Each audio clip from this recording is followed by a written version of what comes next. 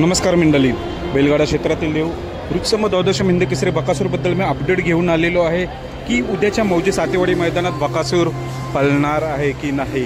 कारण की बरीच चर्चा रंगू लागली, मला बरेच फोन येऊ लागले की बकासूर पळणार आहे की नाही। त्याचं कारण फोन येण्याचं आणि विचारण्याचं की लाईव्ह लॉटच्या माध्यमातून चिठ्ठ्या काढल्या पण बकासूरच्या नावाने चिठ्ठी एक पण नाही। तर आता सध्या मी लाईव्ह मॅच बघत आहे इंडिया विरुद्ध न्यूझीलंड। तर थोडा इनिंग ब्रेक आहे, पाऊस पण पडला होता, म्हटलं बोलू व्हिडिओ बनवूया पटकन।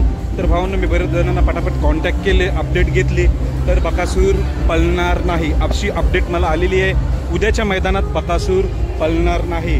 काही म्हणतात की नियोजन चालू आहे अजूनपर्यंत, पण जे खरे सूत्र आहेत त्यांनी मला सांगितलं आहे उद्या बकासूर पळताना दिसणार नाही, एवढं निश्चित आहे। ही होती अपडेट, खास तुमच्यासाठी मी वेळ काढून अपडेट दिलेली आहे। बरेच नाराज होतील, बकासूर उद्या सातेवाडी मैदानात एवढ्या मोठ्या मैदानात दिसणार नाही, पण नक्कीच 30 ऑक्टोबरच्या मोठ्या मैदानात आपल्याला विना प्रवेशच्या मैदानात आपल्याला बकासूर दिसणार आहे, पण उद्याच्या मौजे सातेवाडी मैदानात दिसणार नाही। धन्यवाद भावांनो।